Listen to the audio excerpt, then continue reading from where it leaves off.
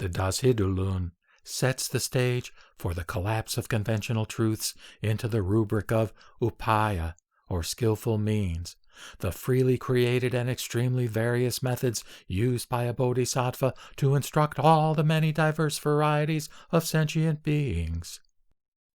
This collapse of Upaya and conventional truth is one of the key moves of the Tiantai tradition.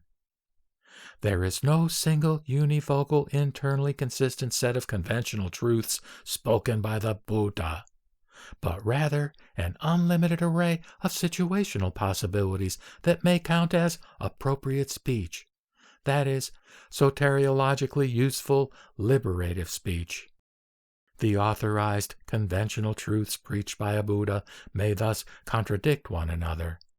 The contradiction is not only between conventional truth and ultimate truth, but necessarily exists among conventional truths, that is, in this conception of Upaya.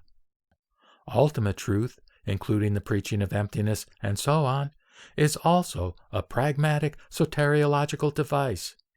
The upshot of this approach to the two truths is well expressed in the second chapter of the Sutra of Infinite Meanings, traditionally read as the opening sutra for the Lotus Sutra in many Tiantai and Tendai-inspired traditions. Quote, "The dispositions and desires of various sentient beings are innumerable, and thus the modes of preaching of the Dharma are also innumerable. Because the modes of preaching of the Dharma are innumerable, its meanings are also innumerable. These innumerable meanings are generated by a single Dharma.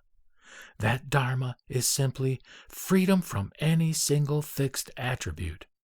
Such freedom from fixed attributes enables every attribute without exception to be attributed, that is, manifests as every manifestation.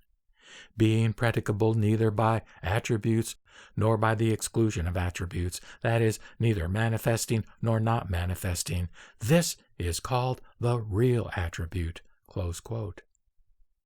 The result here is that there is not only one type of conventional truth, nor merely several progressively transcending sets of conventional truth, but literally infinite numbers of potentially mutually contradictory conventional truths.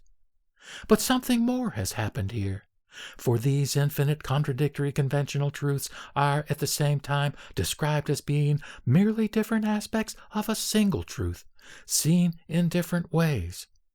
Any single Dharma has all these infinite contrasting meanings. These alternate meanings are meanings of the same thing. The sutra later states this emphatically in the paradigmatic case of words and meanings. Quote, "The words used are identical, but the meanings differ in the ears of different listeners." Close quote. Any one word means many contrary things. One must note also that there are only meanings in contexts, specifically in intersubjective contexts. There are only truths where there are meanings, and there are only meanings where there are sentient beings. Since sentient beings differ in innumerable ways, meanings and truths will also differ in innumerable ways. But all these meanings are the meaning of attributelessness, the emptiness of any essential attributes belonging to any entity. All of these meanings are what attributeless really means, for that is the only kind of meaning there is, the only kind of meaning that means anything.